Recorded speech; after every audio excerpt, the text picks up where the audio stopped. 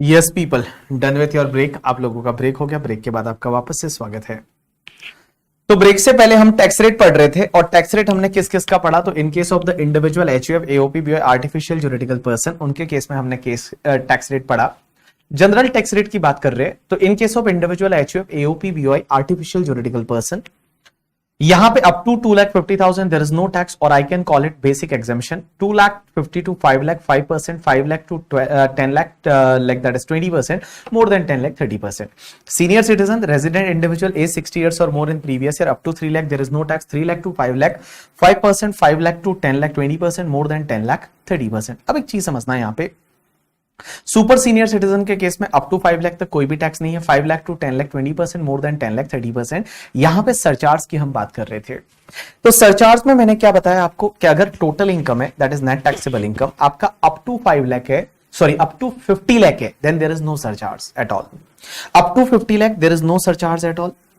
But guys, if it is more than 50,00,000 up to 1 crore, then surcharge is 10% on the tax. Means whatever tax on that tax, just add the 10%. If that your total income is more than 1 crore up to 2 crore, just add the 15%. If it is more than 2 crore up to 5 crore, just add the 25%. And more than 5 crore, just add the 37% as a surcharge. And health and education cess is 4%. अब एक चीज समझना बेटा, ये जो higher surcharge है ना 25% and 37%, this surcharge, ये जो सरचार्ज है, ये सरचार्ज बेसिकली निर्मला सीतारमण जी ने लाया। निर्मला सीतारमण जी ने, पहले सरचार्ज हुआ करता था मैक्सिमम 15%, मैक्सिमम 15% वो सरचार्ज। लेकिन बेटा ये जो 25% का रेट का सरचार्ज है एंड 37% की रेट पे सरचार्ज है, ये सरचार्ज जो लाया ये निर्मला सीतारमण जी ने लाया। निर्मला सीतारमण जी ने इन 2019 में लाया। लेकिन जैसे ही ये सरचार्ज लाया ना, जब 25% 37%, तो अपना जो शेयर मार्केट है ना, वो शेयर मार्केट क्रैश होना चालू हुआ। शेयर मार्केट है वो क्रैश होना चालू हुआ क्योंकि इलेक्शन ईयर था। तो जैसे ही जुलाई में बजट लाया, बजट में उन्होंने अनाउंस कर दिया 25% सरचार्ज, 37% सरचार्ज। तो शेयर मार्केट ने इसको ऑब्वियसली जो है वो सही नहीं लिया। Many people are earning crores of rupees from the share market. Their dividend income is a crores of rupees, their dividend income, and here they are saying that you have to pay the surcharge of the 37% 25%। तो उन्होंने बोला कि it is unfair. हम एक काम करते हैं, India से पैसा निकाल लेते हैं और बाहर के किसी शेयर मार्केट में लगाते हैं।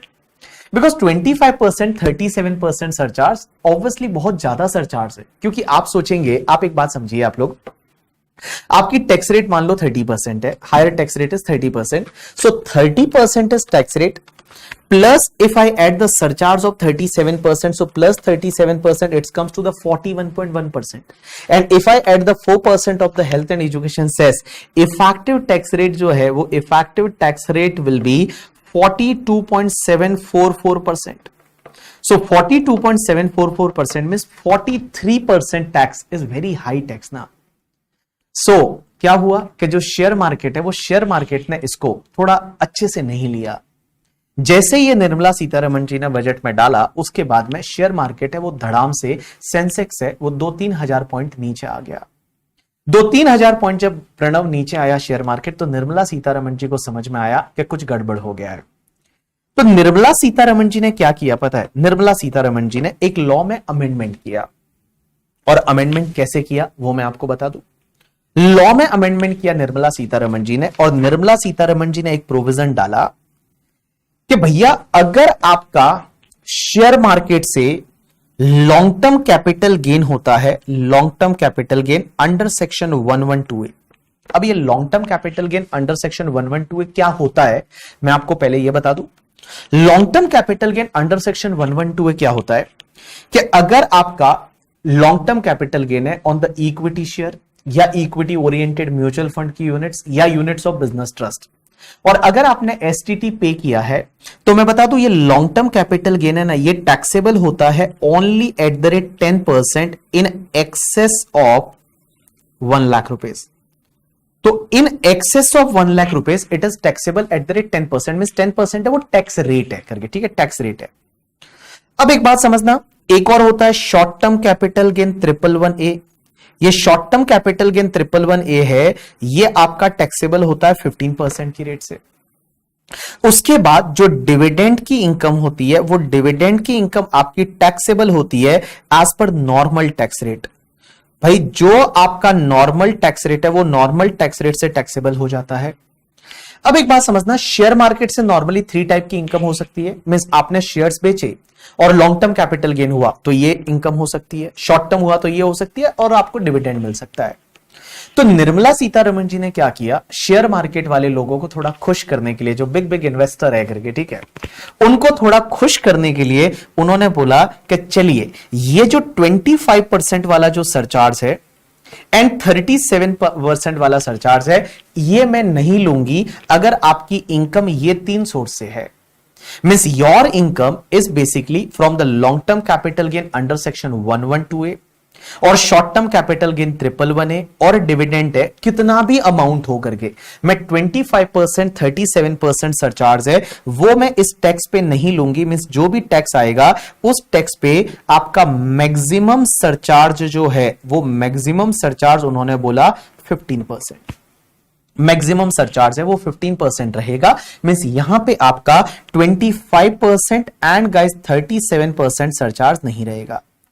25% एंड 37% सरचार्ज नहीं रहेगा। Here maximum surcharge is a 15%। Maximum surcharge है वो आपका 15% की रेट से रहेगा। आपका कितना भी ये इनकम हो, कितना भी ये इनकम हो करके मैक्सिमम सरचार्ज कितना रहेगा आपका 15%।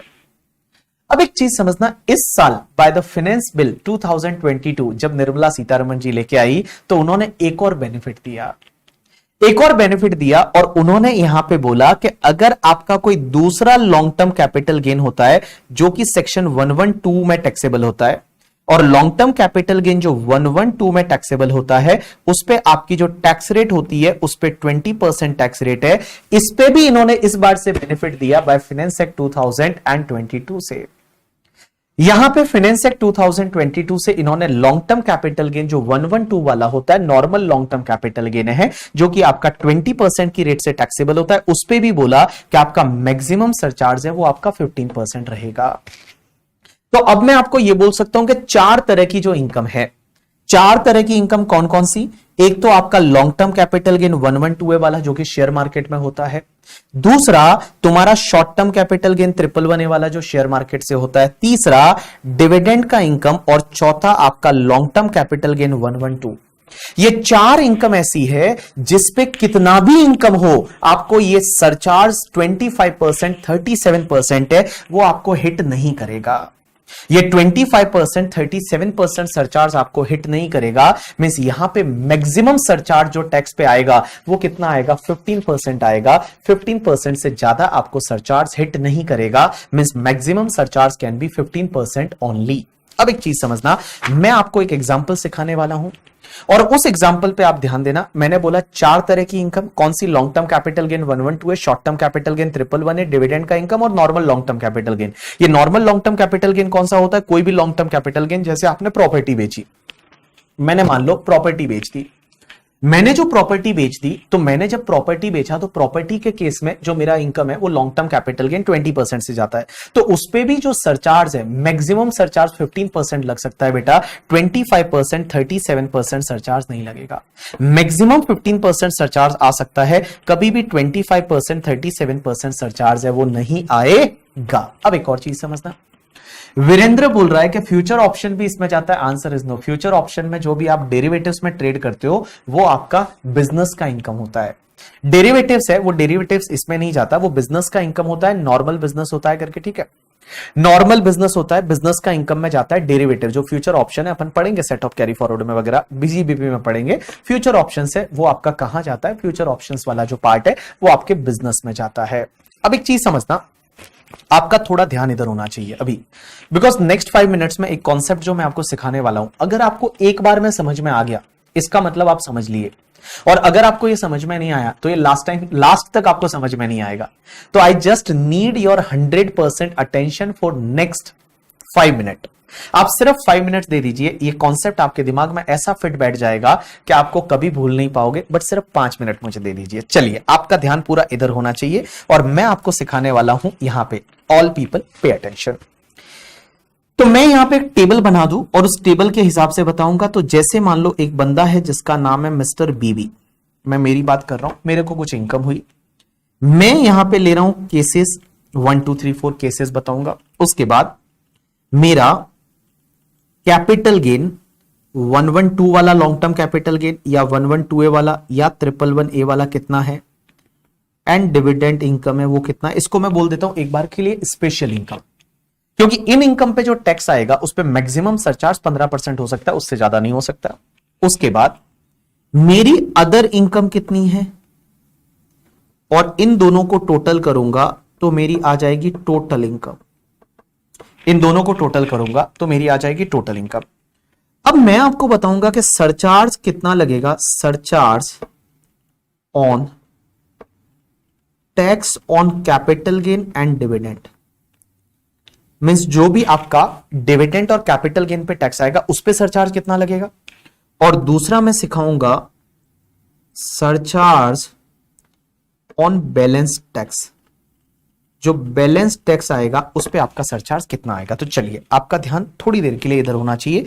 Next 5 minutes I just need your 100% attention for next 5 minutes. तो इधर देखिए, चलिए, हमको आपका चाहिए अटेंशन 5 मिनट के लिए।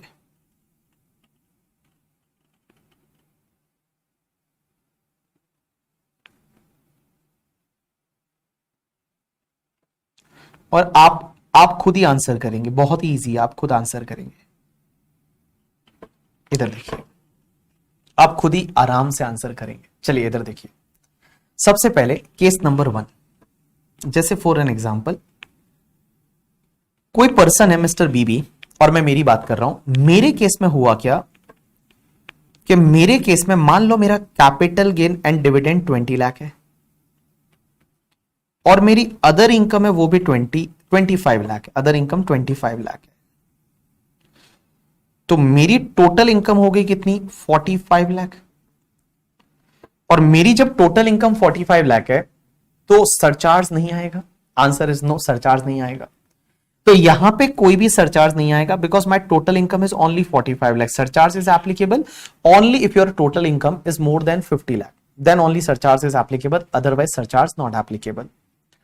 अब एक बात समझिए, यहां सरचार्ज नहीं आएगा। दूसरा एग्जांपल, मान लो सर मेरा यहां कैपिटल गेन जो है और डिविडेंड का इनकम है वो 40 लाख है, मेरी अदर इनकम है वो 50 लाख है। तो टोटल कितना हुआ, टोटल कम्स टू 90 लाख। तो देखो 90 लाख जब है ना मेरा टोटल इनकम, तब तक तो कोई दिक्कत ही नहीं है, क्योंकि 90 लाख अगर मेरा टोटल इनकम है तो उस केस में सरचार्ज कितना आना चाहिए। मैंने यहां बताया income is more than 50 lakh up to 1 crore, तो सरचार्ज आपका 10% आएगा। तो जो आपका टैक्स कैपिटल गेन पे कैलकुलेट करोगे, डिविडेंड की इनकम पे कैलकुलेट करोगे, उस पे भी सरचार्ज 10% आएगा और बाकी वाले टैक्स पे भी सरचार्ज 10% आएगा। बिकॉज 10% 15% तक तो कुछ भी करने की जरूरत नहीं। क्या हमको लिखना है, answer is no, there is no need to write, just focus here only. देखो अगर आपका इनकम 90 लाख है तो उस केस में सरचार्ज 10% है, वो 10% तो लगेगा ही ना। आंसर इज यस, 10% लगेगा। मैं बोल रहा हूं 25-37 नहीं लगेगा, means 25% and 37% will not be applicable, but otherwise 10 और 15% है, वो 10 और 15% तो लगेगा ही ना। Answer is yes. चलिए अब एक और बात समझना, तीसरा एग्जांपल ध्यान देना। हम मेरा मान लो यहां पे कैपिटल गेन डिविडेंड है वो 90 लाख है, कैपिटल गेन डिविडेंड है वो 90 लाख है और अदर इनकम है वो मेरा 80 लाख है। अदर इनकम मेरा 80 लाख है, तो टोटल हो गया 1 करोड़ एंड 70 लाख। 1 करोड़ एंड 70 लाख। अब एक बात समझिए, जब 1 करोड़ 70 लाख है तो 1 करोड़ से तो ज्यादा ही है, एंड अप टू 2 करोड़ है तो सरचार्ज कितना आना चाहिए, 15%। तो कैपिटल गेन डिविडेंड पे जो टैक्स आएगा उस पे भी आप सरचार्ज कितना लेंगे, 15%, और उसके बाद जो बैलेंस इनकम पे भी सरचार्ज आएगा वो आप 15%। तो 15% तक तो कोई दिक्कत नहीं है। यहां 15% है, वो 15% तक आपकी कोई भी दिक्कत नहीं है। अब एक और चीज समझना, एक नेक्स्ट पार्ट बड़ा इंटरेस्टिंग, पे अटेंशन। आप मान लो फॉर एन एग्जांपल आपका कैपिटल गेन एंड डिविडेंड है, that is the 2 crore and 10 lakh. Capital gain dividend is 2 crore and 10 lakh, and guys your other income is 2 crore and 20 lakh. Other income is 2 crore and 20 lakh. So total comes to, can I say that 4 crore and 30 lakh? Total comes to 4 crore and 30 lakh. अब मुझे एक बात बताइए, when your income is cross the 2 crore, then surcharge is 25%. Surcharge is 25%. Because here we have discussed that if your income is more than 2 crore up to 5 crore, then surcharge should be 25%. So here guys, your surcharge should be 25%. But just we have discussed that in case of capital gain, this capital gain and dividend income, whatever the tax, on that tax maximum surcharge can be 15%. So can I say that यहाँ पे आपका जो surcharge on the tax on capital gain और dividend वाला जो रहेगा, उस पे आपका maximum surcharge कितना लगेगा? 15%. Maximum surcharge 15%. एंड सर जो अदर इनकम बचा आपका, अदर इनकम पे जो टैक्स है, वो अदर इनकम पे टैक्स, जो अदर इनकम 2 करोड़ 20 लाख है, उस पे जो टैक्स आएगा, उस टैक्स पे आपका कितना सरचार्ज रहेगा? 25%। अदर इनकम पे जो टैक्स आएगा उस पे आप 25% सरचार्ज ऐड करिए, बट कैपिटल गेन और डिविडेंड का इनकम जो रहेगा उस पे जो टैक्स आएगा उस पे मैक्सिमम सरचार्ज इज 15%। यहां पे कोई डाउट नहीं है, यहां तक कोई दिक्कत नहीं है, लेकिन मैं जो अभी समझाने जा रहा हूं वहां पे आप फोकस करिए। चलिए नेक्स्ट पॉइंट, एग्जांपल नंबर 5। हुआ क्या, जैसे मान लो आपका कैपिटल गेन डिविडेंड वगैरह मिला के 90 लाख है, this is the 90 lakh, and here it is 1 crore 70 lakh, 1 crore 70 lakh. So 1 crore 70 lakh and 90 lakh total comes to the 2 crore and 60 lakh. ऐसा बोल दो, 2 करोड़ एंड 60 लाख, या 2 करोड़ एंड 60 लाख। अब मुझे एक बात बताइए, बड़ा इंटरेस्टिंग पार्ट यहां पे, नहीं 15% 2 बार कैसे लगेगा प्रणव? 15% यहां पे ये वाले जो इनकम है इस पे जो टैक्स आएगा उस टैक्स पे 15%, और ये वाले अमाउंट पे जो टैक्स आएगा उस अमाउंट पे 25%, लास्ट वाले एग्जांपल में। अब ये वाला एग्जांपल सबसे इंटरेस्टिंग है, एक बात समझिए, यहां पे आपका 90 लाख का कैपिटल गेन डिविडेंड है, 1 करोड़ 70 का दूसरा इनकम है, तो टोटल इनकम इज 2 करोड़ 60। तो when total income is 2 crore 60, तो मैं बोलूं यहां सरचार्ज 25% आना चाहिए, लेकिन what ever the tax on the capital gain and dividend, can I say that on capital gain and dividend your maximum surcharge can be 15%। Maximum surcharge can be 15%, but what about the tax on other income? Now guys, here tax on other income you will calculate on 1 crore 70 lakh. अब यहां पे एक चीज ध्यान दीजिए, मेरी तरफ देखिए, मेरी तरफ देखिए, मुझे एक बात बताइए, your total income is 2 crore 60 lakh, that is more than 2 crore, but क्या ये टोटल इनकम 2 करोड़ से ज्यादा है? इसमें क्या इस कैपिटल गेन डिविडेंड की वजह से है या नहीं है? मुझे ये बताइए, क्या ये कैपिटल गेन और डिविडेंड की वजह से, कैपिटल गेन एंड डिविडेंड की वजह से ये आपकी इनकम 2 करोड़ से ज्यादा है या नहीं? आंसर इज यस, बिकॉज अगर आप ये कैपिटल गेन डिविडेंड को हटा देते हैं तो आपकी इनकम कितनी है? सिर्फ 1 करोड़ 70 लाख है, 1 करोड़ 70 लाख है। तो लॉ मेकर्स यहां पे ये बोलते हैं कि जो बैलेंस इनकम पे जो टैक्स आएगा ना, उस पे भी सरचार्ज आपका 15% रहेगा, उस पे भी सरचार्ज जो है वो आपका 15% रहेगा, क्योंकि आपकी जो अदर इनकम है, देखिए ऊपर वाले एग्जांपल में क्या था कि this income was more than 2 crore, but guys this income was more than 2 crore not only due to this capital gain and dividend, because your other income itself was more than 2 crore.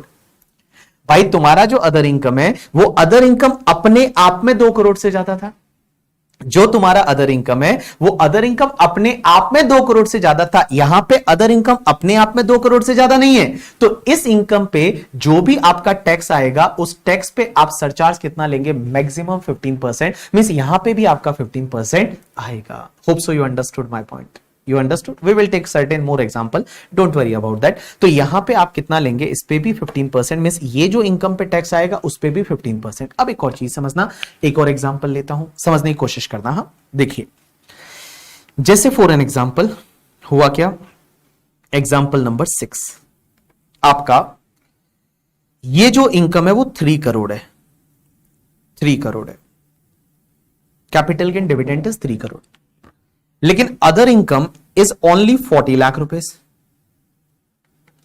Other income is 40 lakh rupees. So total comes to 3 crore and 40 lakh, total comes to 3 crore and 40 lakh. अब मुझे एक बात बताइए, when this total income is more than 2 crore तो यहां पे surcharge 25% आना चाहिए, लेकिन गाइस कैपिटल गेन डिविडेंड पे मैक्सिमम कितना आएगा, 15%।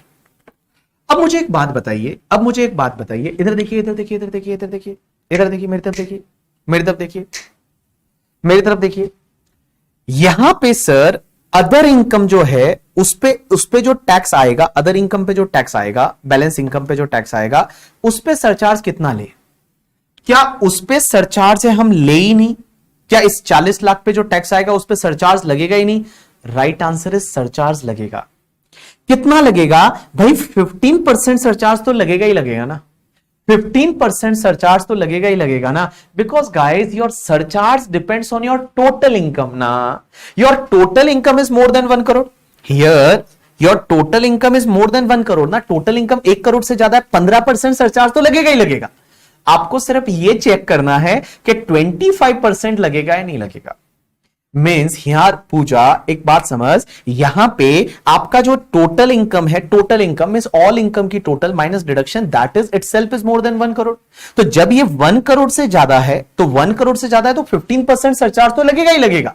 आपको यह चेक करना है कि 25% लगेगा या नहीं लगेगा, आपको यह चेक करना है कि 25% लगेगा या नहीं लगेगा, वो आपको चेक करना है। तो यहां पे 15% है, वो आपका मैक्सिमम, इस पे कितना लगेगा 15%। और अदर इनकम पे आप यहां पे ऐसा नहीं बोल सकते कि sir other income is only 40 lakh तो इस वाले टैक्स पे तो कोई सरचार्ज नहीं लगना चाहिए, ऐसा नहीं है।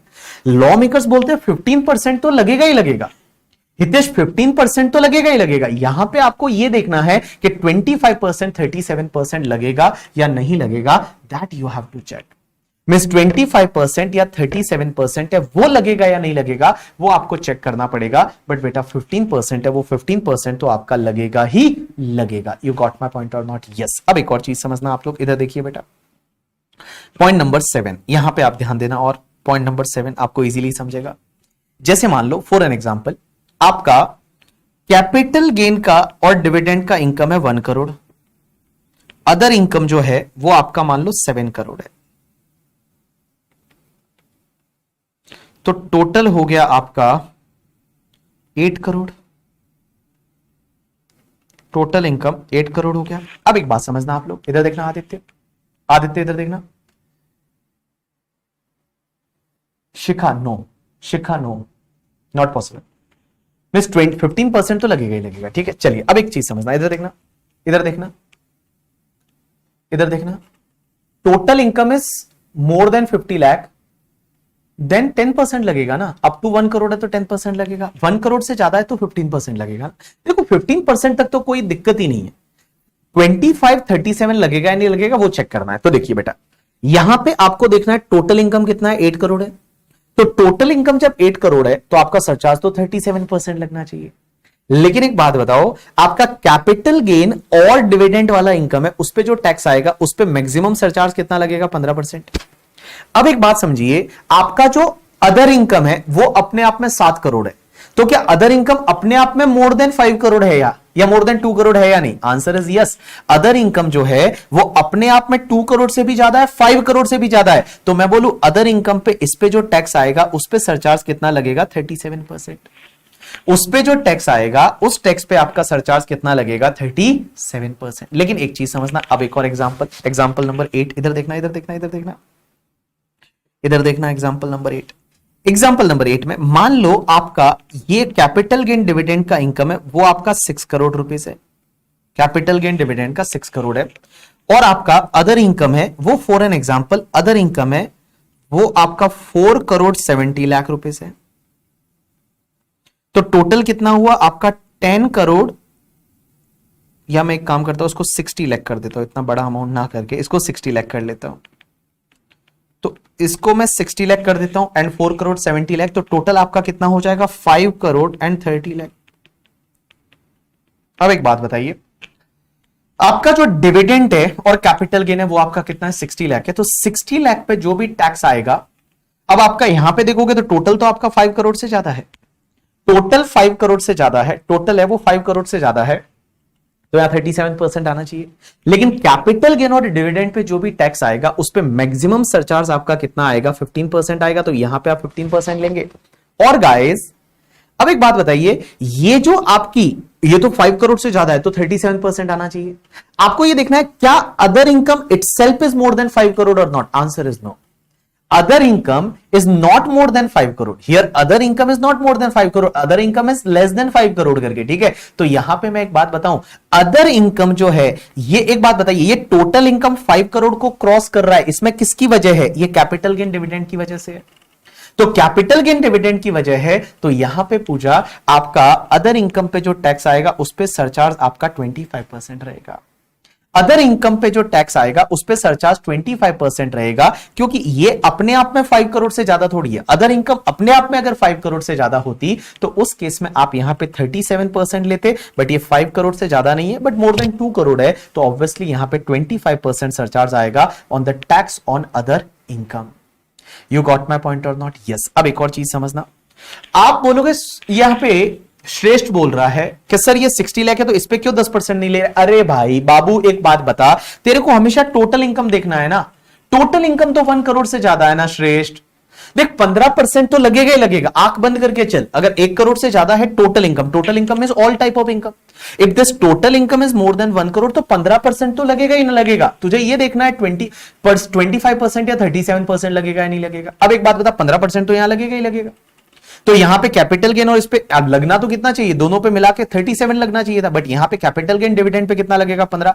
अदर इनकम क्या अपने आप में 2 करोड़ से ज्यादा है तो 25% लगता, और अगर अपने आप में 5 करोड़ से ज्यादा है तो 37% लगता। अदर इनकम आपका कितना है 4 करोड़ 70 लाख है, जो कि आपका 2 करोड़ से ज्यादा है, तो अदर इनकम पे जो टैक्स आएगा उस पे आपका 25% की रेट से सरचार्ज लगेगा करके, ठीक है। चलिए अब एक और काम करते हैं अपन, चलिए इधर देखिए सब लोग, लास्ट एग्जांपल एक और ले लेते हैं, that is example number 9।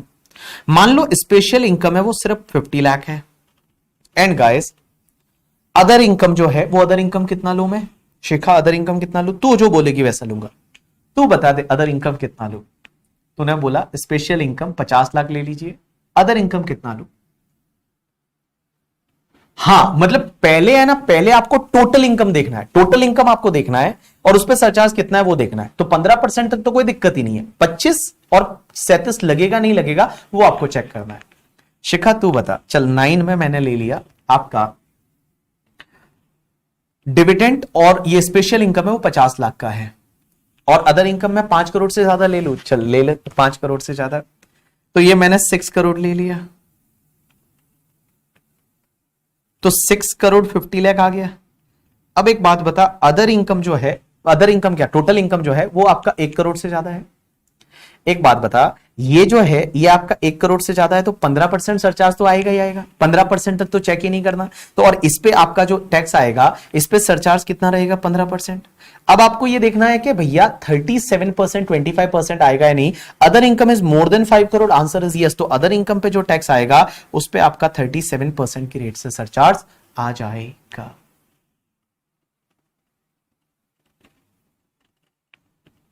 Hmm 15% and 37%। अरे पूजा, चलिए अब मैं आपको देता हूं एग्जांपल, आप मुझे बताएंगे। अब मैं आपको एग्जांपल देता हूं, आप मुझे बताएंगे, ठीक है। चलिए एग्जांपल नंबर 10, एग्जांपल नंबर 10, ये आपका 70 लाख है, ये आपका 70 लाख, और बेटा ये आपका मान लो 90 लाख है। आप बताइए 70 और 90 कितना होता है टोटल? 1 करोड़ और 60 लाख। आप बताइए स्पेशल रेट वाला जो है वो आपका 70 है, अदर आपका 90 है, टोटल आपकी इनकम 1,60,00,000 है। आप मुझे बताइए कितना कितना सरचार्ज लगेगा, स्पेशल रेट्स के टैक्स में कितना लगेगा और नॉन स्पेशल रेट्स में कितना लगेगा, बताइए।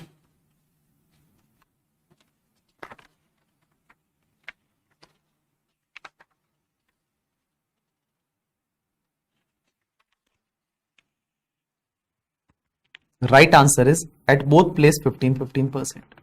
एट बोथ प्लेस 15-15%, कोई दिक्कत नहीं है। चलिए अब एक और एग्जांपल कि मान लो आपका स्पेशल रेट्स वाला 1,20,00,000 है और नॉन स्पेशल वाला जो है दैट इज 1,80,00,000 है, तो टोटल कम्स टू 3 करोड़। बताइए मुझे, अब बताइए। स्पेशल वाला 1,20,00,000, other is 1,80,00,000, total comes to 3 crore. बताइए। Right answer is here also in the both the cases 15%, कोई दिक्कत नहीं है। Here also both the cases 15%, both the cases 15%, in this case also. हाँ चलिए अब एक बात समझिए, अगर मैं क्वेश्चन नंबर 12 लास्ट लेता हूं, ये आपका 90 लाख है, 90 लाख है और ये आपका 2,40,00,000 है, तो टोटल हो गया आपका 3,30,00,000। अब बताइए, अब बताइए, अब बताइए। 90 लाख एंड 2,40,00,000, तो यहां पे मैं बताऊं जो पहला वाला इनकम पे जो टैक्स आएगा उस पे आपका 15%, इसमें तो कोई दिक्कत ही नहीं है। और जो अदर इनकम पे टैक्स आएगा उस पे मैं बताऊं कितना, कितना हेमंत, कितना 25%। Yes exactly, you are correct यार, एग्जैक्टली आप एकदम सही जा रहे हो, कोई दिक्कत नहीं है। तो इतने सारे एग्जाम्पल मैंने यहां पे कराए। चलिए अब अपन एक काम करेंगे, अपन बुक से कुछ एग्जांपल्स देखेंगे। तो चलिए अगर आपके पास बुक है तो आ जाइए बुक पे, और अगर आपके पास बुक नहीं है तो आप इधर ध्यान दीजिए करके, ठीक है। चलिए तो हम लोग चल रहे हैं पहले टॉपिक पे, और पहला टॉपिक है that is related to the आपका topics tax rate for the assessment year 23-24 के लिए। तो सबसे पहले पेज पे मैंने आपको टैक्स रेट के बारे में बात की हुई है। तो देखिए ये सब चीजें मैंने आपको बताई। इन case of individual, HUF, AOP, BOI, artificial juridical person और टैक्स रेट, बेटा क्या कितना टैक्स लगता है, 2,50,000 इज बेसिक एग्जाम्पशन, कोई भी टैक्स नहीं, ये मैंने बताया। सीनियर सिटीजन मैंने बताया, सुपर सीनियर सिटीजन के केस में बताया। उसके बाद एक सीबीडीटी का सर्कुलर मैंने आपको बताया, और सीबीडीटी के सर्कुलर में मैंने आपको बताया कि भैया अगर कोई 60th और 80th बर्थडे सेलिब्रेट कर रहा है on this particular date, then it is assume that he has completed the particular age on 31st March 2023 and he can claim the enhance basic exemption का बेनिफिट। अब एक बात समझो, इसको मैंने एक शॉर्टकट में बता रखा है, एक बहुत अच्छे से देखिए क्या लिखा हुआ है। तो अगर आपकी total income up to 50 lakh है तो बेटा आप सरचार्ज ले लीजिए, कुछ भी सरचार्ज नहीं आएगा। टोटल इनकम अगर 50 लाख से ज्यादा है, अप टू 1 करोड़ तक है, तो उस केस में आपका सरचार्ज 10% है, इस पे भी कोई दिक्कत नहीं है। लेकिन अगर टोटल इनकम 1 करोड़ से ज्यादा है, अप टू 2 करोड़ तक है, तो 15% सरचार्ज, यहां तक कोई दिक्कत नहीं है, यहां तक कोई दिक्कत नहीं है। अब एक बात समझिए, अगर आपका डिविडेंड है या कैपिटल गेन है, ये तीनों कैपिटल गेन और डिविडेंड, ये डिविडेंड कैपिटल गेन वगैरह ये भी 2 करोड़ से ज्यादा है करके, ठीक है। तो आप एक काम करिए, डिविडेंड और कैपिटल गेन जो है उस पे आप मैक्सिमम 15% सरचार्ज ही लेंगे उसके टैक्स पे। लेकिन आपकी जो रिमेनिंग टोटल इनकम है वो मान लो 2 करोड़ से ज्यादा है बट अप टू 5 करोड़ है, रिमेनिंग टोटल इनकम है वो 2 करोड़ से ज्यादा है, अप टू 5 करोड़ है। तो एक बात बताओ, रिमेनिंग टोटल इनकम अगर आपका 2 करोड़ से ज्यादा है, अप टू 5 करोड़ है, तो मैं बताऊं कैपिटल गेन और डिविडेंड है उस पे तो 15% सरचार्ज आएगा, बट रिमेनिंग इनकम पे जो टैक्स आएगा उस पे आपका 25% सरचार्ज आएगा। बट रिमेनिंग इनकम अपने आप में 5 करोड़ से ज्यादा है, तो रिमेनिंग इनकम पे जो सरचार्ज आएगा टैक्स पे वो आपका 37% आएगा। यहां पे मैंने इजी लैंग्वेज में भी बता के दे रखा है करके, ठीक है, कि इसका कैसे समझ सकते हैं। तो in any case surcharge on dividend and capital gain, ये तीन है, shall not exceed the 15%, maximum surcharge can be 15%। assessee will never be hit with the surcharge of 25% merely because such dividend or capital gain push his total income into exceeding 2 crore but up to 5 crore brackets। but the remaining total income is less than 2 crore rupees. Assessee will be hit by surcharge of 25% on his remaining total income only if the remaining total income itself is more than the 2 crore. Likewise, assessee will never be hit with the surcharge of 37% merely because due to his other income, that total income exceeding the 5 crore rupees. But suppose other income itself is more than 5 crore, then he will be hit by the surcharge of the 37%. और जो मैंने आपको यहाँ example लिखवाए, similar example मैंने यहां पे create करके 15 एग्जाम्पल दे रखे हैं, तो जिससे आपको समझ में आ जाएगा। चलिए आप एक काम करेंगे, अभी कुछ क्वेश्चन करेंगे जो मैं आपको यहां से बता रहा हूं, और वो क्वेश्चन है इसी कॉन्सेप्ट से रिलेटेड जो मैंने आपको कॉन्सेप्ट अभी सिखाया है। आप क्या करेंगे, आपके पास अगर सॉफ्ट कॉपी है तो आप मोबाइल में या कंप्यूटर पे सॉफ्ट कॉपी खोल दीजिए। मींस इसका जो सॉफ्ट कॉपी 50 पेजेस तो आपको स्टार्टिंग में मिले हुए, अगर आपका पहला बैच है तो वो वाला आप सॉफ्ट कॉपी खोल दीजिए, और आप क्या करेंगे, पहले क्वेश्चन को रीड करेंगे, और क्वेश्चन को रीड करने के बाद आप रफ में सॉल्यूशन करेंगे, और रफ में आप देखेंगे कि टैक्स कितना आ रहा है, सरचार्ज कितना आ रहा है, फिर आप सॉल्यूशन को देखेंगे। तो हमेशा ये अपना एक स्टैंडर्ड रूल रहेगा पढ़ने का कि पहले आप क्या करेंगे कि जो भी कॉन्सेप्ट है वो जो भी क्वेश्चन है उसका सॉल्यूशन पहले खुद ट्राई करेंगे, और उसके बाद सॉल्यूशन आप देखेंगे। डायरेक्टली आप सॉल्यूशन नहीं देखेंगे, ऐसे टिक मारने की जरूरत नहीं है, आप पहले खुद करने का ट्राई करेंगे, फिर आप सॉल्यूशन देखेंगे। अब एक और चीज समझना, यहां पे एक चीज है ना हितेश, वो बड़ा ध्यान देना करके, ठीक है, कि जो भी आपका कैपिटल गेन 112A वाला होता है ना, तो 112A वाला जो शेयर मार्केट में कैपिटल गेन होता है, जैसे ये 25 लाख है, तो आप टोटल इनकम में पूरा 25 लाख लेंगे, बट टैक्स किस पे लगता है पता है, इन excess of the 1 lakh. In excess of the 1 lakh, 1 lakh तक टैक्स नहीं लगता, 1 लाख के ऊपर वाले पे टैक्स लगता है, और 1 लाख के ऊपर वाले पे 10% की रेट से टैक्स लगता है। तो जैसे ये 25 लाख है, तो 25 लाख पे 10%, तो 2,50,000 आना चाहिए था, नहीं। आप देखेंगे यहाँ टैक्स है वो आपका 2,40,000 है, बिकॉज जो टैक्स है वो 1 लाख पे नहीं लगता। LTCG 112A, ये जो शेयर मार्केट का लॉन्ग टर्म कैपिटल गेन होता है 112A वाला, उस पे बेटा आपका जो है वो 10% जो क्या बोलते हैं टैक्स रेट है, वो पूरे अमाउंट पे नहीं है, इन एक्सेस ऑफ द 1 लाख है, वो आपका यूज होता है। तो आप एक काम करेंगे, यहां से एग्जाम्पल नंबर 1 जो दे रखा है, उसके बाद में एग्जाम्पल नंबर जो 2 दे रखा है, एंड उसके बाद में एग्जाम्पल नंबर 4 दे रखा है। ये 3 एग्जाम्पल आप करेंगे, थर्ड को थोड़ी देर के लिए आप छोड़ दीजिए। एग्जाम्पल नंबर 1, 2 एंड 3, ये 3 एग्जाम्पल आप करिए, मैं आपको 4-5 मिनट का टाइम देता हूं। हाँ, कॉम्पैक्ट 1 आपको मिलने वाला है, that is still under the printing, because last 31st तक के जो अमेंडमेंट है that is applicable for your examination. So वो कॉम्पैक्ट 1 इसलिए मैंने बाकी रखा था, तो वो आपको मिल जाएगा। आप मुझे 5-6 दिन दीजिए, 5-6 दिन आप मैनेज कर सकते हैं इस चीज से, कोई दिक्कत नहीं है। आप बुक वहां से देखिए सॉफ्ट कॉपी, और आप क्वेश्चन को चेक करिए। तो question number 1, question number 2 and question number 4, ये 3 क्वेश्चन फटाफट फटाफट मुझे करके बता दीजिए, और बोल दीजिए कि सर हो गया। करिए क्वेश्चन नंबर 1, 2 एंड 4।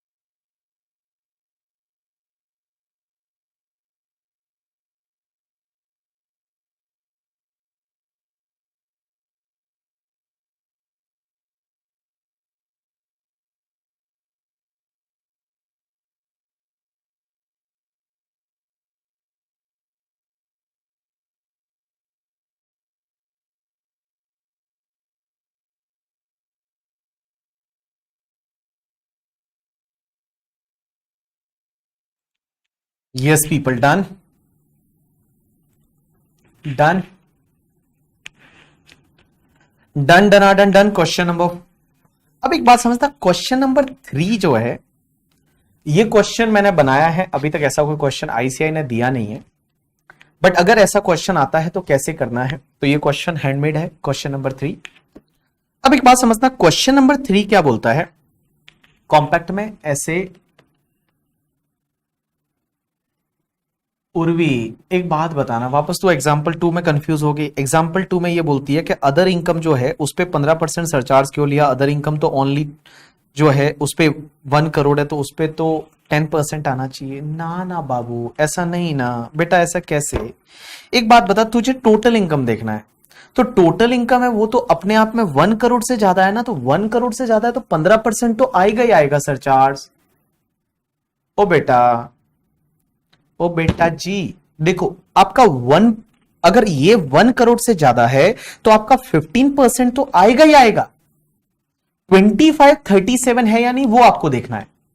जैसे इस एग्जांपल में एक बात बता, इधर देख बेटा, इधर देख, जैसे आपका ये जो आपका क्या बोलते हैं, ये मान लो फॉर एन एग्जांपल ये वाले पार्ट में, ये वाले पार्ट में एक एग्जांपल लेते हैं, यहां पे आपका फॉर एन एग्जांपल, हाँ ये वाला, तो ये वाले में जैसे मान लो आपका ये कैपिटल गेन स्पेशल वाला इनकम है, स्पेशल वाला total income excluding special income, तो ये मान ले तेरा नॉर्मल इनकम है, ये स्पेशल इनकम है, तो ये नॉर्मल इनकम ये वाला है और ये स्पेशल इनकम 3 करोड़ है, टोटल 3 करोड़ 60 हो गया।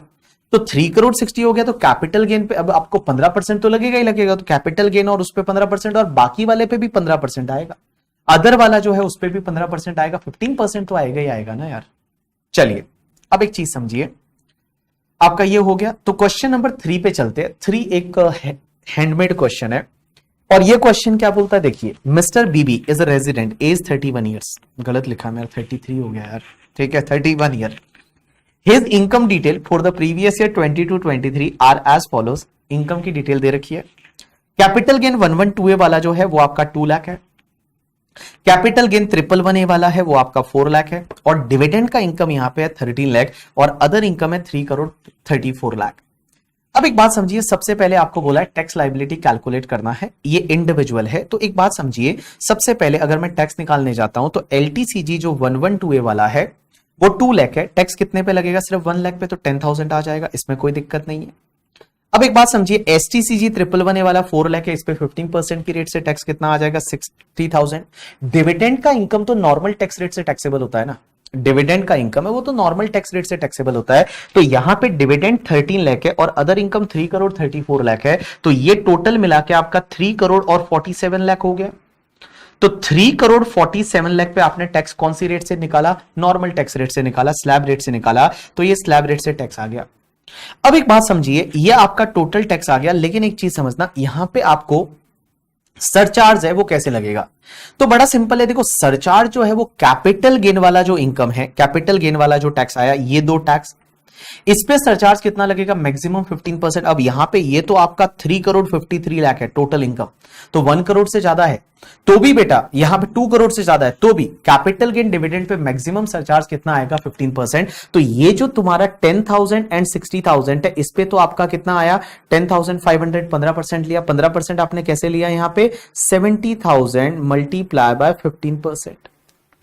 अब एक चीज समझना, जो डिविडेंड का इनकम है उस पे टैक्स को कैसे सेग्रीगेट करेंगे, क्योंकि यहां पे आपने जो टैक्स निकाला है, यहां पे डिविडेंड और अदर इनकम दोनों इंक्लूड हो गई, और उस पे जो टैक्स आपने 1 करोड़ 2,22,500 निकाला है, इसमें से मैं डिविडेंड वाले टैक्स को अलग कैसे करूं, क्योंकि डिविडेंड का जो टैक्स है उस पे आपका मैक्सिमम 15% ही सरचार्ज लग सकता है।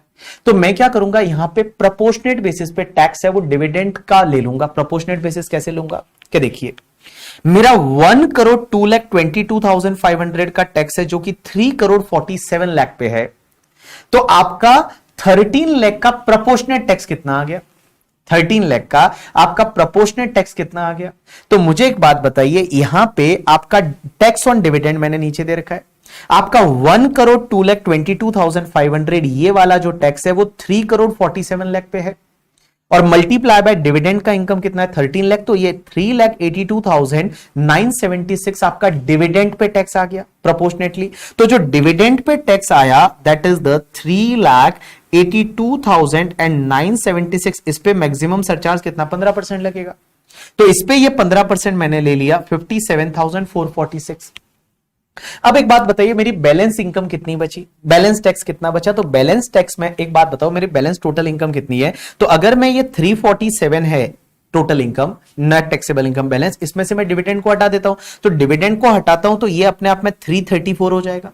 तो 334 itself it is more then the 1 crore, itself it is more then the 2 crore, 2 crore से भी ज्यादा है तो 25% सरचार्ज आएगा। तो अब तुम्हारा 334 पे जो बैलेंस टैक्स रहेगा, बैलेंस टैक्स कैसे निकालोगे कि 1 करोड़ 2,22,500, 1 करोड़ 2,22,500 का टैक्स था, इसमें से डिविडेंड वाला टैक्स है वो 382,976 था, तो बैलेंस कितना बचेगा दैट इज 98,39,524। इस पे आपका 25% की रेट से सरचार्ज आ जाएगा और फिर आप ऐड करोगे हेल्थ एंड एजुकेशन सेस, तो आपका यहां पे नेट टैक्स पेबल है वो आपका आ जाएगा। सो दिस क्वेश्चन अगर एग्जाम में आता है तो आपको ऐसे करना है, अगर डिविडेंड का इनकम भी दे रखा है, क्योंकि डिविडेंड पे भी मैक्सिमम सरचार्ज आपको जो लगता है वो आपका कितना लग सकता है 15% की रेट से लग सकता है। तो डिविडेंड का टैक्स क्योंकि स्लैब रेट से जाता है, तो डिविडेंड को अलग कैसे करोगे, डिविडेंड के टैक्स को तो आप क्या करेंगे प्रोपोर्शनेट बेसिस पे लेके उसको अलग करेंगे। So this is the completion of your 4 question. यहां पे आपके ये 4 क्वेश्चन है ये कंप्लीट हो जाते है करके, ठीक है।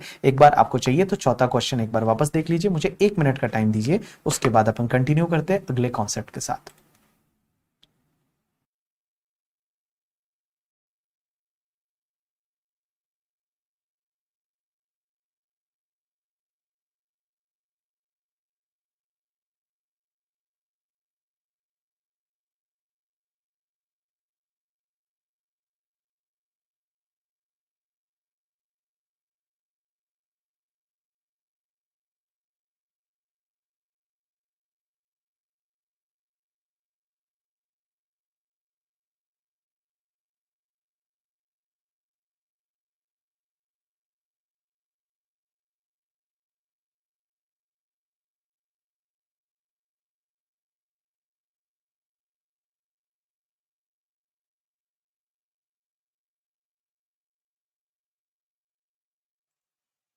डन, चलिए sir point number 13 is similar to example number 2। Point number 13 ये वाला, बट ये बेटा 13 जो है इसमें इसमें अलग अलग दे रखा है। पहले पहले यहां पे ये अदर इनकम है, मैंने पढ़ाते टाइम इधर स्पेशल रेट की इनकम ये दे रही है, स्पेशल रेट की इनकम ये, तू कौन सा 13 बोल रही है जो मैंने लिखवाया उसमें, इसमें 13 है ही नहीं। अगर इसमें 13 बोल रही है तो 13 सही तो किया है। इसमें एक बात समझ, ये अदर इनकम है, टोटल इनकम एक्सक्लूडिंग ये अदर इनकम है और ये स्पेशल रेट्स का इनकम है। तो एक बात समझ, 13 में आपका स्पेशल रेट्स का इनकम कितना है 1 करोड़ है, तो स्पेशल रेट का इनकम 1 करोड़ है इस पे, और ये तुम्हारा कितना 3 करोड़, टोटल 4 करोड़ हुआ, तो 15% तो लगेगा ही। तो आपका स्पेशल रेट्स की इनकम पे 15% और other income itself is more than 2 crore ना। ओ बाबू जिनल दीदी, यहां पे जो ये 3 करोड़ है other income itself is more than 2 crore ना, तो उस पे 25% आएगा ना। सही तो किया है, काय को कंफ्यूज हो रही है। चलिए अब अपन आगे चलते हैं और हम पढ़ते हैं tax rate in case of the company. Sir company के केस में क्या टैक्स रेट है, तो चलिए अब अपन पढ़ते हैं that is tax rate in case of company. So all people just focus here, we are going to start with the tax rates for company. Company के लिए क्या टैक्स रेट है, तो कंपनी जो है वो कंपनी 2 तरीके की होती है, one is the domestic company and one is the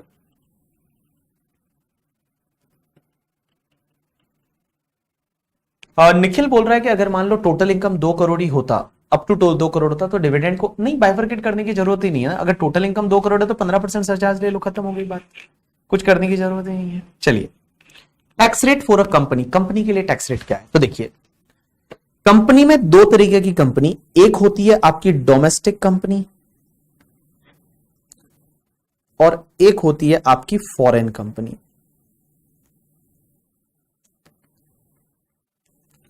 अब आप बोलेंगे डोमेस्टिक कंपनी किसको बोलेंगे, फॉरेन कंपनी किसको बोलेंगे, आगे पढ़ेंगे डिविडेंड वाले टॉपिक में, ठीक है, वहां मैं बताऊंगा डोमेस्टिक कंपनी किसको बोलना है, फॉरेन कंपनी किसको बोलना है। अब एक चीज समझना, डोमेस्टिक कंपनी के केस में टैक्स रेट क्या है। तो मैं अगर टैक्स रेट की बात करूं तो टैक्स रेट में एक चीज ध्यान रखना, फॉरेन कंपनी के केस में तो 40% का टैक्स रेट है, फ्लैट 40% टैक्स रेट। लेकिन डोमेस्टिक कंपनी के केस में दो पार्ट। अगर डोमेस्टिक कंपनी का जो टोटल टर्नओवर है या ग्रॉस रिसिट उस कंपनी का इज अप टू 400 करोड़, अगर मीन्स वो 400 करोड़ तक है, 400 करोड़ से ज्यादा नहीं है, कौन से ईयर का, in previous year 2021, previous year 2021 का जो टोटल टर्नओवर है या ग्रॉस रिसिट है वो अप टू 400 करोड़ है, तो उस केस में डोमेस्टिक कंपनी के केस में बेटा टैक्स रेट रहेगा आपका 25%। और अगर उस पर्टिकुलर केस में नहीं आते हैं, मींस अदरवाइज में आप आ जाते हैं, ये कंडीशन सेटिस्फाइड नहीं होती है, तो डोमेस्टिक कंपनी का जो टैक्स रेट रहेगा दैट इज द 30%। तो देखिए मैंने क्या बोला, tax rate for the company, general tax rate पढ़ रहे हैं आज। तो जनरल टैक्स रेट में डोमेस्टिक कंपनी का टैक्स रेट क्या होगा, दो पार्ट, डोमेस्टिक कंपनी का टर्नओवर या gross receipt is up to 400 crore in the previous year 2021 में, अगर अप टू 400 करोड़ है तो tax rate is 25%, otherwise tax rate is 30%। In case of foreign company tax rate is 40%।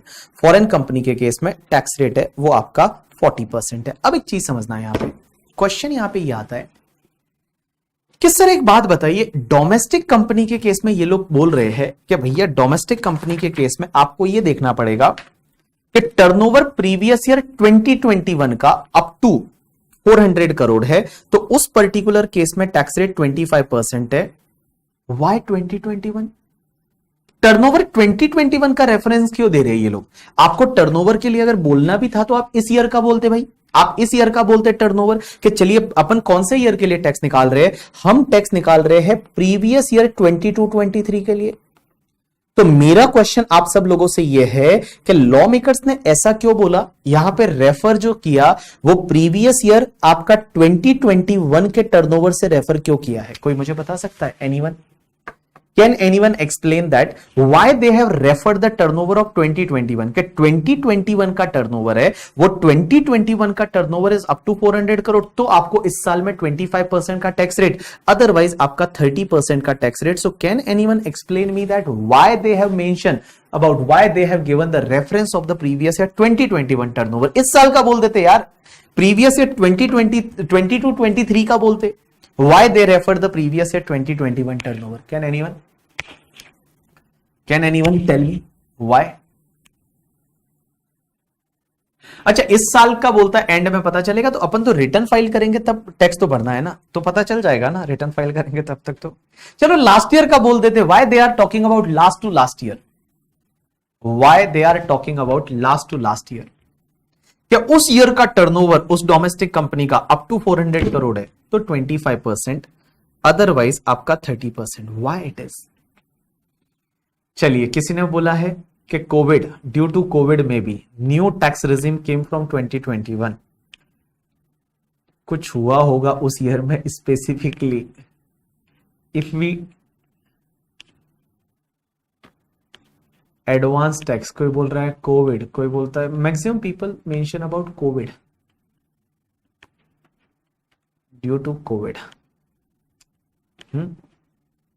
इसलिए कि उस साल का टर्नओवर जो है वो अप टू 400 करोड़ था, तो इस साल में आपको 25% की रेट से टैक्स लगेगा।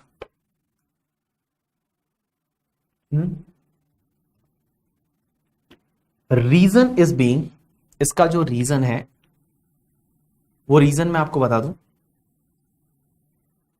Election, no election was in 19 ना। रीजन इज बीइंग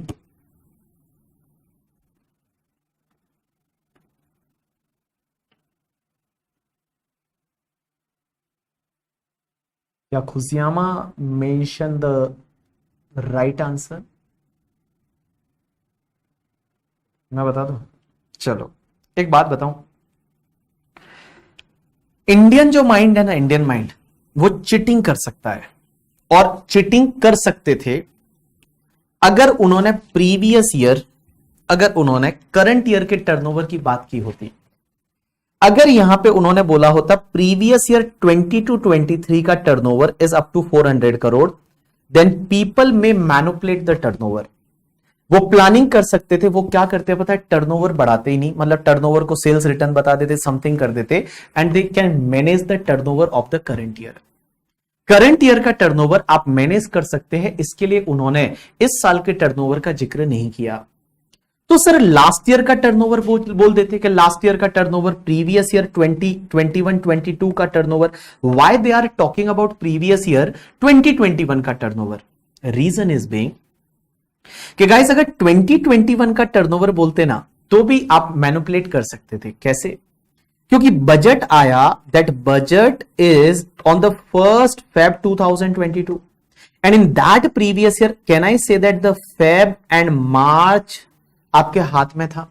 अगर 1st Feb 2022 को on this date if Nirmala Sitharaman ji announce that कि previous year 21-22 turnover is up to 400 crore, then up to 400 crore, then your tax rate will be 25%. So company can manipulate the turnover within 2 months because they have the Feb and March month. So Feb and March में पता चल जाता। इसके लिए उन्होंने क्या बोला, आप चेक करिए प्रीवियस ईयर 2021 का टर्नओवर, और 2021 का टर्नओवर जो है वो अगर आपका अप टू 400 करोड़ है, तभी आपको 25% की टैक्स रेट का बेनिफिट मिलेगा। अदरवाइज बेटा आपको 30% की टैक्स रेट से टैक्स पे करना पड़ेगा in the current year. So that's the reason behind that they mention the turnover of previous year 2021 because people cannot change the turnover of that year. That year का already finalisation हो चुका होगा, उस year का सब complete हो चुका होगा। आज की डेट में आप उस ईयर का टर्नओवर चेंज नहीं कर सकते, ग्रॉस रिसीट चेंज नहीं कर सकते। That's why they have referred the turnover of the previous year 2021। So in that year if your turnover of the domestic company was up to 400 crore, then in current year tax rate is 25%, otherwise your tax rate is 30%, foreign company tax rate is 40%। अब यहां पे question आता है कि sir एक बात बताइए, अगर कोई कंपनी ऐसी है जो उस साल में थी ही नहीं, कोई कंपनी ऐसी है जो उस साल में नहीं थी, means company was not there in that year, company is incorporated in last year only, in the previous year 21-22, या फिर कंपनी जो इनकॉर्पोरेट है वो इसी साल में हुई है 22-23। My question to all of you, can that company can get the benefit of 25% tax rate और not? If company is a new company, yes, हाँ प्रॉफिट इस साल का लेंगे, उस पर टैक्स निकालेंगे, बट टर्नओवर उस ईयर का देखना है टैक्स रेट के लिए। मेरा क्वेश्चन यह है, if company is newly incorporated then what will happen? If company is newly incorporated तो क्या होगा?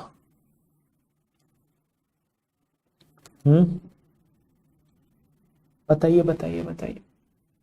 30% और 25%, न्यूली इनकॉर्पोरेटेड। आपने ऑफिस में क्या किया है? किसी ने ऑफिस में किया है वो बताना, मैंने ऑफिस में किया है। किसी ने ऑफिस में किया है? आजकल ऑफिस में तो 115 BAA ले लेते हैं, 22% वाली, 22% प्लस वो। हाँ, क्या 25% का बेनिफिट मिलेगा या नहीं मिलेगा? If in that year company was not in existence, उस ईयर में कंपनी एग्जिस्टेंस में थी नहीं, कंपनी एग्जिस्टेंस में ही लास्ट ईयर आई या करंट ईयर में आई। किसने किया है ऑफिस में? बोलता है डमी है, डमी। हम ऑफिस में तो 22% वाली ले लेते हैं। हाँ, वो तो ऑफिस में तो क्या करते हैं, 115 BAA में ऑप्शन है, 22% टैक्स पर। बट एक बात बताओ, इन this case if company was not exist in that year, तो टैक्स रेट है वो 30% लगना चाहिए, 25% का बेनिफिट नहीं मिलेगा। Because in finance act they have used the language is that total turnover और gross receipt of that year is up to 400 crore, then only there is a tax rate of 25%, otherwise 30%। But guys there may be alternative view in the market. बहुत सारे लोग ऐसा बोल सकते हैं, dispute कर सकते हैं, इस पे लड़ाई कर सकते हैं, बोलते हैं ऐसे कैसे, it is a beneficial provision so SSC should get that beneficial provision, SSC को इसका बेनिफिट मिलना चाहिए, इसको लेके लोग डिस्प्यूट कर सकते हैं मार्केट में करके, ठीक है। क्या आईसीआई ने आज तक इस पे कभी क्वेश्चन पूछा? एक बार आईसीआई ने क्वेश्चन पूछा था और आईसीआई ने वहां पे 30% की टैक्स रेट लिया था। आईसीआई ने वहां पे 30% की टैक्स रेट लिया था। एक एमसीक्यू पूछा था आईसीआई ने कि उस ईयर में कंपनी नहीं थी, कंपनी न्यूली इनकॉर्पोरेटेड, तो उस केस में उन्होंने 30% की रेट से टैक्स लगाया था करके, ठीक है। 30% की रेट से टैक्स लगाया था, 30% की रेट से टैक्स लगाया था। तो आप क्या करेंगे, अगर एग्जाम में ऐसा क्वेश्चन आता है तो आप 30% की रेट से टैक्स लगा लीजिए अगर नई कंपनी है तो, बट आप ऑल्टरनेटिव में लिख लीजिए करके, ठीक है, कि there may be alternative view may be possible in this particular case since company was not incorporated in that year, so we can assume that year turnover is up to 400 crore, so we can take the benefit of 25%। आप alternatively लिख के आ सकते हैं, कोई दिक्कत नहीं, but MCQ का अगर क्वेश्चन है तो आपको 30% की रेट से टैक्स लेना है। अब एक बात समझना, एक कॉन्सेप्ट आता है दैट इज द सरचार्ज, जो अपन इतनी देर से पढ़ रहे हैं। एक चीज समझना, सरचार्ज के केस में, सर कंपनी के केस में भी सरचार्ज लगेगा क्या? Answer is yes. तो देखिए बेटा, कंपनी की अगर मैं बात करूं तो कंपनी के केस में सरचार्ज कैसे लगता है? तो कंपनी के केस में जो डोमेस्टिक कंपनी है और उसके बाद फॉरेन कंपनी, अगर डोमेस्टिक कंपनी के केस में net taxable income is more than 1 crore and up to 10 crore, तो आपका जो सरचार्ज लगेगा ना वो 7% लगेगा डोमेस्टिक कंपनी के केस में। एंड गाइस, अगर आपकी नेट टैक्सेबल इनकम है वो मोर देन 10 करोड़ है तो सरचार्ज लगेगा वो 12% लगेगा डोमेस्टिक कंपनी के केस में। एंड फॉरेन कंपनी के केस में 2% एंड 5%, फॉरेन कंपनी के केस में 2% एंड 5%। तो देखिए सरचार्ज कैसे लगेगा कंपनी के केस में। तो अगर मैं बात करूं डोमेस्टिक कंपनी की, तो उसमें आपको देखना पड़ेगा कि आपका टोटल इनकम कितना है। अगर टोटल इनकम जो है net taxable income that is more than 1 crore, 1 crore का लिमिट है यहाँ पे, 50 लाख वाला नहीं है जो इंडिविजुअल एचयूएफ एओपी भी आर्टिफिशियल जुरिडिकल पर्सन में पढ़ा था, वहां 50 लाख था, यहाँ 1 करोड़ है। तो 1 करोड़ से ज्यादा इनकम है, अप टू 10 करोड़ है, तो आपका surcharge will be 7%। And if net taxable income is more than 10 crore then surcharge will be 12%। net taxable income more than 10 crore then surcharge will be 12%. But in case of the foreign company there is a 2% surcharge and 5% net taxable income more than 1 crore up to 10 crore then 2%, and if it is more than 10 crore then 5%. There may be a question in your mind कि sir why in case of foreign company that surcharge rate is less as compared to domestic company?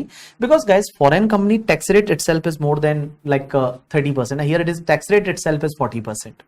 So when tax rate itself is 40% then obviously यहाँ पे आपका जो surcharge है उसका rate उन्होंने कम रखा है करके, ठीक है। चलिए अब एक और चीज समझना, क्या हेल्थ एंड एजुकेशन सेस लगेगा? Answer is yes. Here also health and education cess at the rate 4%। So in case of domestic company as well as foreign company health and education cess आपको 4% लग जाएगा।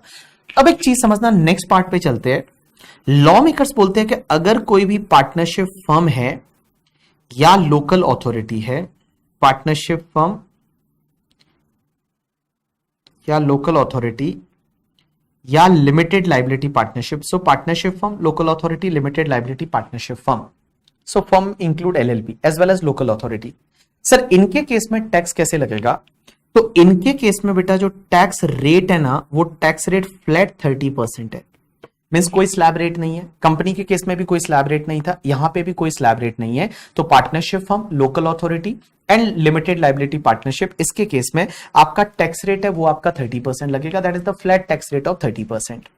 लेकिन एक चीज समझना, यहां क्या सरचार्ज लगेगा? आंसर इज यस, यहां सरचार्ज लगेगा। बट सरचार्ज कितना लगेगा पता है? Flat 12% surcharge if net taxable income is more than 1 crore. तो नेट टैक्सेबल इनकम आपका 1 करोड़ से ज्यादा है तो उसमें सरचार्ज लगेगा कितना? 12% की रेट से। सो टैक्स रेट है वो 30% है, सरचार्ज तभी लगेगा जब आपका नेट टैक्सेबल इनकम 1 करोड़ से ज्यादा है। कौन सी रेट से सरचार्ज लगेगा? 12% की रेट से सरचार्ज लगेगा। अब एक चीज समझना, हेल्थ एंड एजुकेशन सेस कितना लगेगा? तो हेल्थ एंड एजुकेशन सेस है वो आपका 4% सब जगह। अब एक चीज समझना, अगर कोई भी कोऑपरेटिव सोसाइटी है, कोऑपरेटिव सोसाइटी है, तो कोऑपरेटिव सोसाइटी के केस में यहां पे बेटा टैक्स रेट कैसा होता है? एक स्लैब रेट होता है, बट स्लैब रेट छोटू सा स्लैब रेट है। कैसे है? अगर कोऑपरेटिव सोसाइटी की जो टोटल इनकम है net taxable income up to 10,000 है, 10,000 तक है तो उस केस में आपका 10% की रेट से टैक्स लगेगा। And if it is more then 10,000 तो उस केस में 10,000 से लेके 20,000 तक का इनकम है, उस पर 20% की रेट से टैक्स लगेगा। और 20,000 रुपीज से जितना भी ज्यादा इनकम रहेगा बेटा उस पर आपका 30% की रेट से टैक्स लगेगा इन केस ऑफ कोऑपरेटिव सोसाइटी।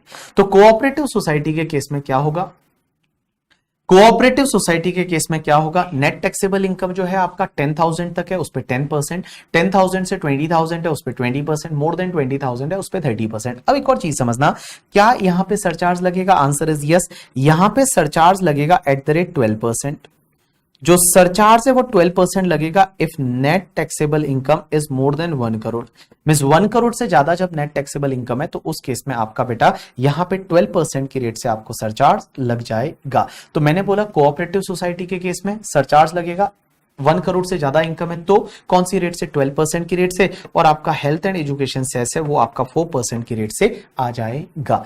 आपके होमवर्क ये है कि कोऑपरेटिव सोसाइटी किस में आएगी वो आप मुझे बताओगे, एज वेल एज ट्रस्ट कौन से पर्सन में आएगा वो आप मुझे बताओगे। निखिल बोल रहा है कि सर एनटीआई कैसे डिटरमाइन होगा, तो एनटीआई तो डिटरमाइन कैसे होगा, दैट ऑब्वियसली आप 5 हेड की टोटल की इनकम उसमें से आप डिडक्शन को लेस करिए, जो बचेगा वो NTI, that is net taxable income.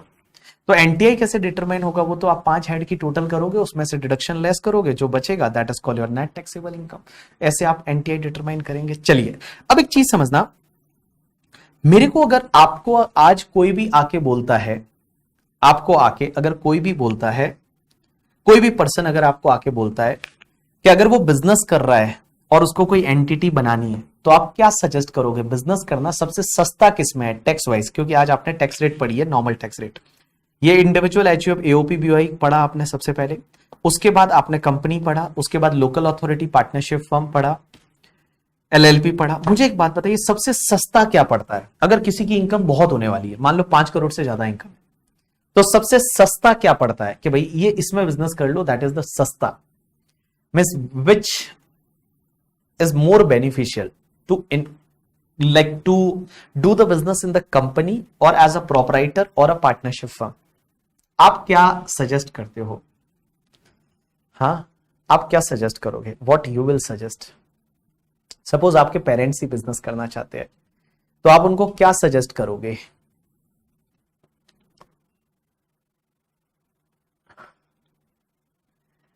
Maximum लोग बोल रहे हैं sole proprietor is more beneficial। Why sole proprietor is more beneficial? In sole proprietor there is a tax rate of 43%।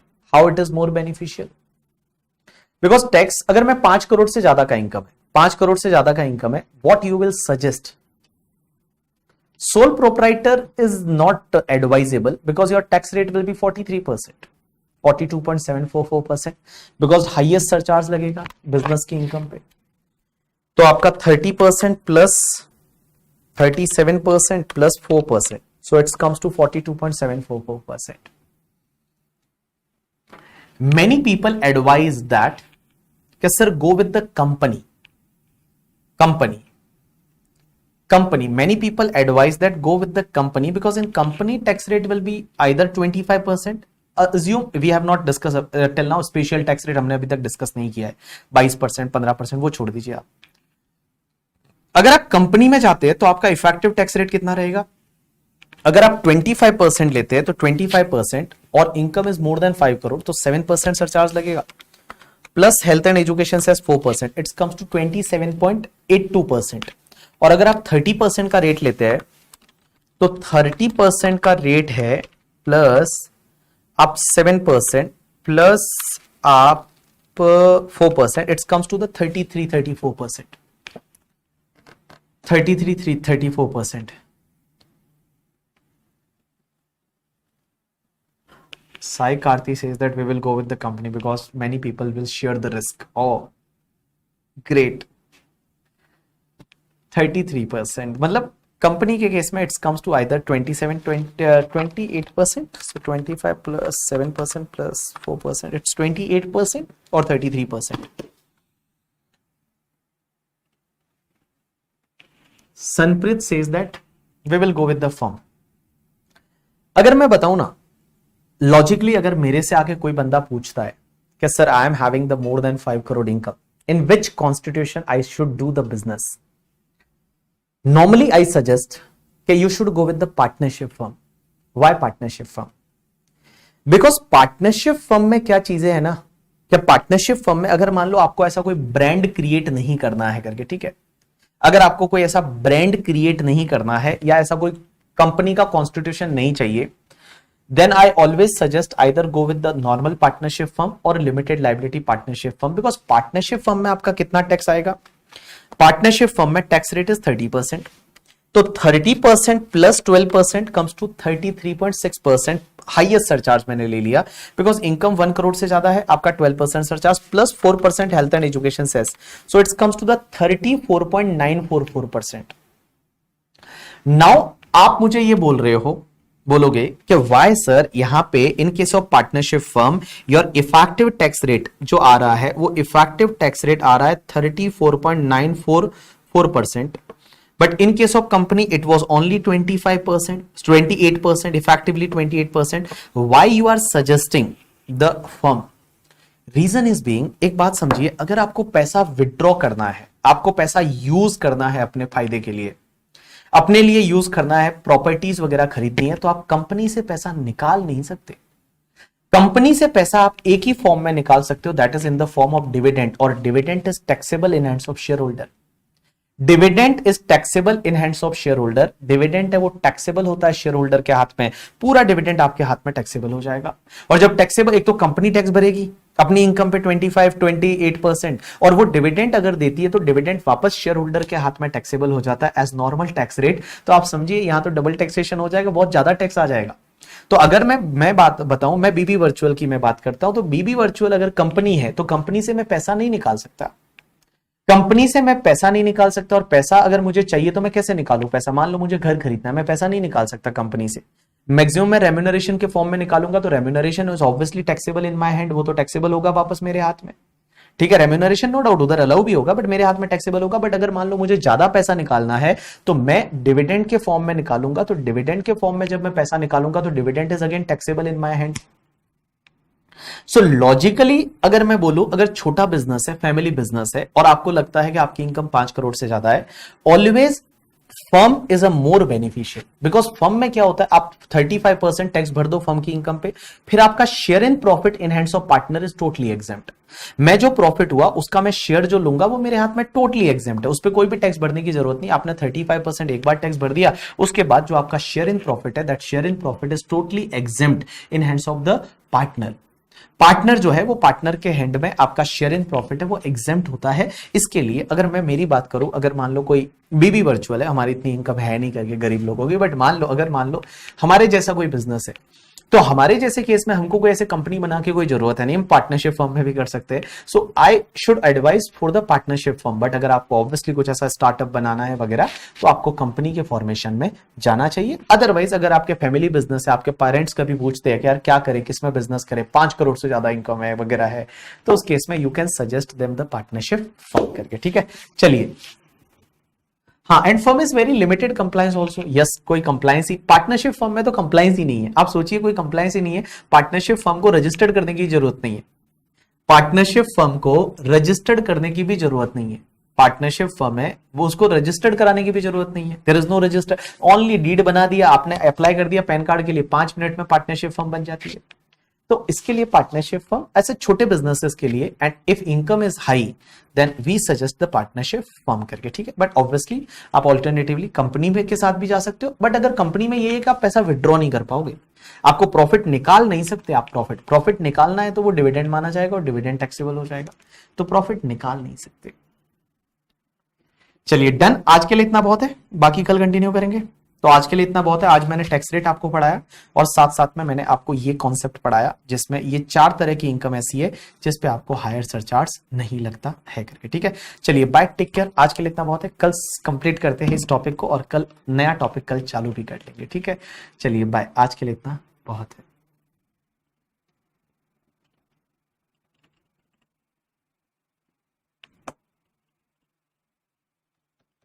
चलिए बाय, टेक केयर। ऋषि, कल मिलते हैं शाम को, ठीक है। चलिए बाय।